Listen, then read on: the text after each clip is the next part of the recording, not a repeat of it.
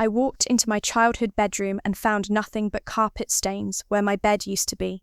My dresser was gone, my desk was gone, even the curtains I bought with my first paycheck were missing. And when I asked Mum where my stuff was, she smiled and said the 4 words that changed everything. Hi, I'm Emma, and I'm 24 years old. I'm a dental hygienist who still lived at home to save money and help my family. I wasn't rich or glamorous, but I had something they didn't expect. A savings account and a backbone. My little sister Chloe was the golden child. Perfect grades, college-bound, Mum's pride and joy. I was just the reliable one who worked overtime to keep everyone happy. I thought helping family meant everything. I thought loyalty went both ways. I was wrong. If you've ever been pushed aside by family after doing everything for them, subscribe right now and tell me in the comments where you're watching from. I read every single one and your story matters. 3 weeks earlier, everything seemed normal. I was coming home from a long shift at the dental office when Mum cornered me in the kitchen. Her eyes were red and puffy like she'd been crying for hours. Emma, honey, we need to talk, she said, wrapping her hands around a cold cup of coffee. What's wrong, Mum? She took a shaky breath. It's Chloe's tuition. The payment's due Monday, and we're $5,000 short. If we don't pay, she'll lose her spot for junior year. My stomach dropped. What about the college fund? The savings account Dad left? Mum's voice cracked. We had to use it for the roof repair last month. I didn't want to worry you kids. Tears started flowing down her cheeks. Emma, if we take out a loan, we might lose the house. The mortgage is already tight. I felt my heart breaking for her, for my family. Mum, what do you need me to do? She looked me in the eyes, gripping my hands tight. I know you've been saving for your own apartment, and I hate to ask, but would you be willing to help Chloe? Just this once? The next morning, I emptied my savings account. Every dollar I'd saved working double shifts and skipping meals. $5,000 that was supposed to be my ticket to independence. Instead, I handed it over to secure my sister's future. You're an angel, Mum whispered, hugging me tight. This is just temporary. Chloe will pay you back from her part-time job at the campus bookstore, and if you need more space, you can always use the guest room. I felt good about helping, really good. I worked extra shifts that week to start rebuilding my savings, thinking I was investing in family unity. Chloe sent me a thank you text with heart emojis. Mum made my favorite dinner. Everything felt perfect. Until it didn't. I came home last Tuesday after pulling a double shift, 12 hours of cleaning teeth and dealing with difficult patients. All I wanted was to collapse on my bed and sleep. I pushed open my bedroom door and froze. The room was completely empty, not just rearranged, stripped bare. The walls showed faded rectangles where my posters used to hang. Even the carpet looked different, just stains and indentations where my furniture had been. Mum, I called out, my voice echoing in the empty space. I found her in the kitchen, humming while stirring a pot of pasta sauce like nothing had happened. Mum, where's my stuff? She turned around with this bright, innocent smile. Oh, honey, Chloe needed more space for her art supplies. Your stuff is in the garage. Don't worry, everything's perfectly safe. I stared at her. You moved my entire room to the garage. Well, yes. Chloe's taking advanced sculpture this semester. She needs room to work. You understand, right? Education is so important. I ran to the garage, my heart pounding. My belongings were thrown carelessly into cardboard boxes. My laptop was buried under old Christmas decorations. The screen cracked. My favorite sweater smelled like motor oil. Picture frames were shattered, glass scattered through the box. Mum, my laptop is broken, I said, holding up the damaged screen. She barely glanced up from her cooking. Oh, that's unfortunate. But Emma, think about the bigger picture. Since you paid for Chloe's tuition, you're invested in her success now. You should be happy to sacrifice a little more for her future. That evening, Chloe came home carrying bags from the art supply store. She breezed past me with a smirk. Thanks for the bigger room, sis. My art professor says creative space is essential for growth. I tried to keep my voice steady.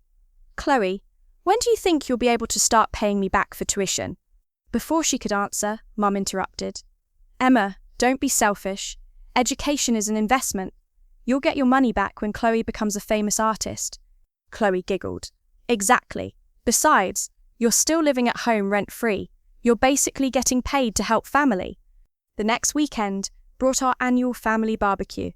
Relatives filled the backyard, laughing and catching up over grilled burgers and Mum's famous potato salad. I was setting up folding chairs when Aunt Linda approached me. "So Emma, what are your plans now that you're getting older? Still living at home?" Before I could answer, Mum's voice carried across the yard. "Emma's happy living in our guest room indefinitely. She knows family comes first." She said it loud enough for everyone to hear. Uncle Rick chuckled. "Guest room? What happened to her bedroom?" "Chloe needed more space for college," Mom explained proudly. "Emma was so generous. She paid Chloe's entire tuition and gave up her room. Such a selfless girl." Aunt Linda whispered to her husband, just loud enough for me to catch, "Still living at home at 24. That's different." My cheeks burned with embarrassment. I excused myself to the bathroom and locked the door, trying not to cry. But things got worse. Mum started assigning me extra chores, since I was not paying full rent anymore. I had to clean Chloe's new room every week, wash her laundry and drive her to art classes across town. When I protested, Mum's tone turned cold.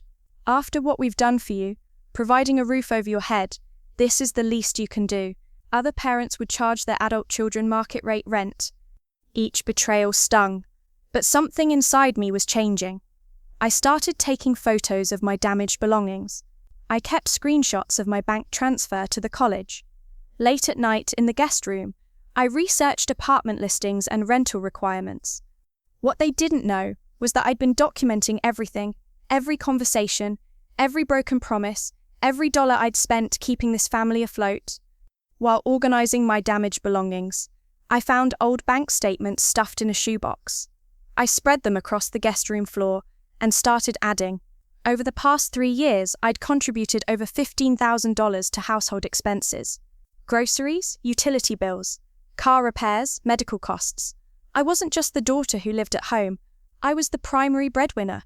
At work, my boss, Dr. Martinez, pulled me aside after a particularly busy morning.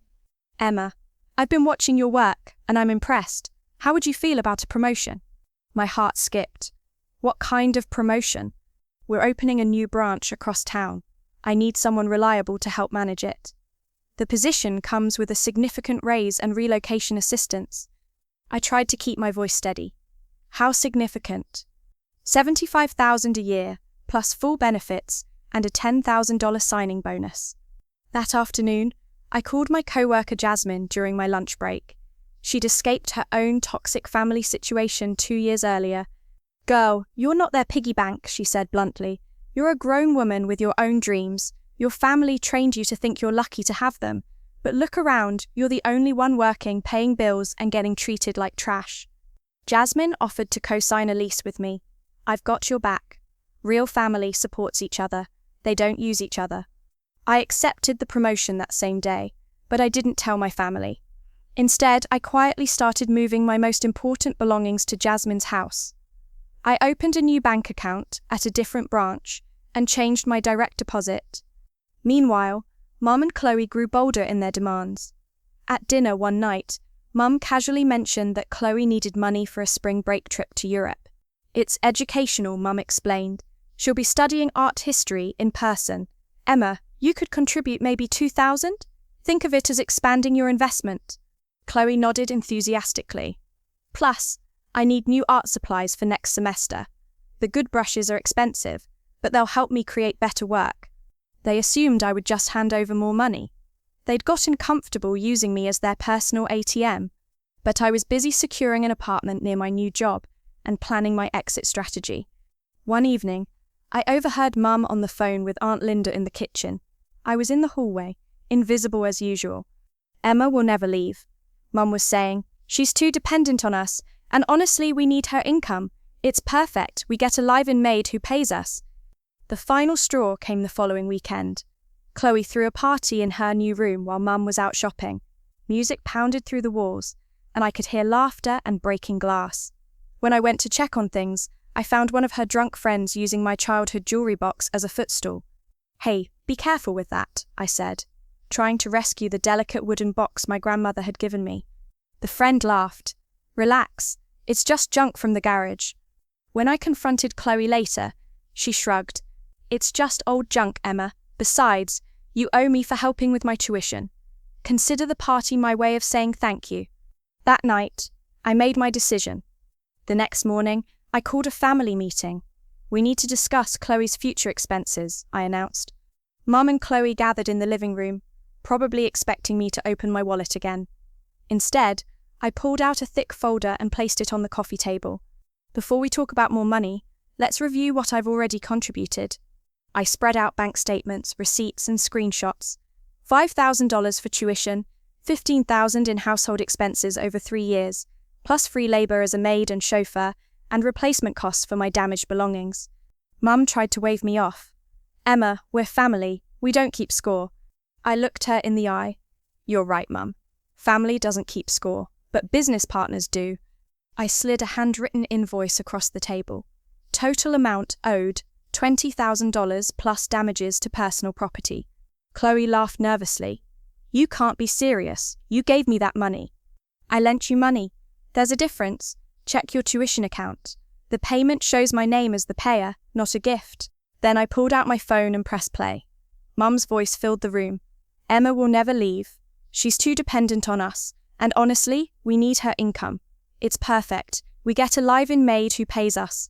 The silence was deafening. I've accepted a promotion at a dental office across town. I continued. My new salary is $75,000 a year with full benefits. I start Monday. Mum's face went white. She was realizing her income source was about to disappear. I've already signed a lease on a beautiful one-bedroom apartment. Funny thing about having good credit and a stable job, landlords actually want to rent to you. I stood up, feeling stronger than I had in years. You have 2 choices. Treat me like family with respect and boundaries, or treat me like a bank account and lose me forever. You can't have both. Mum started crying. Emma, you're abandoning your family after everything we've done for you.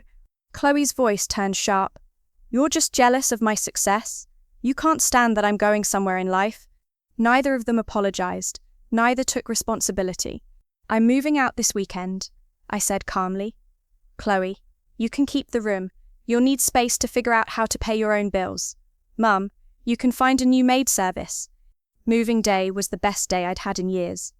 Jasmine helped me load my belongings into a rental truck.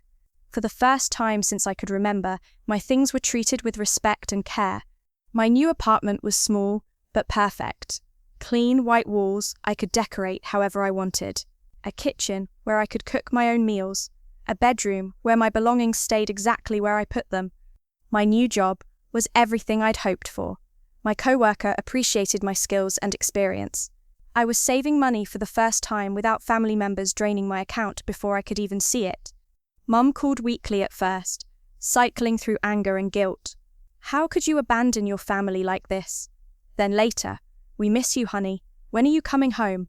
Chloe struggled without her personal ATM. She asked for small loans for art supplies and textbooks. I maintained my boundaries every time. I'm not a bank, Chloe. You'll need to get a real job like everyone else. For the first time in my life, my silence didn't mean submission. It meant peace. I finally understood that I never needed their approval. I needed my self-respect. Walking away wasn't cruel. It was necessary. I was building relationships with people who valued me, not just what I could provide them. If you've ever had to choose between family loyalty and self-respect, hit that subscribe button right now. Tell me in the comments, where are you watching from? And have you ever had to set boundaries with family who took advantage of your kindness? Your story matters. And sometimes the bravest thing you can do is stop setting yourself on fire to keep others warm. Share this video with someone who needs to hear that they deserve better. I'll see you in the next one. Right now, you can see 2 more videos on your screen. Don't miss them. Both carry stories that will stay with you.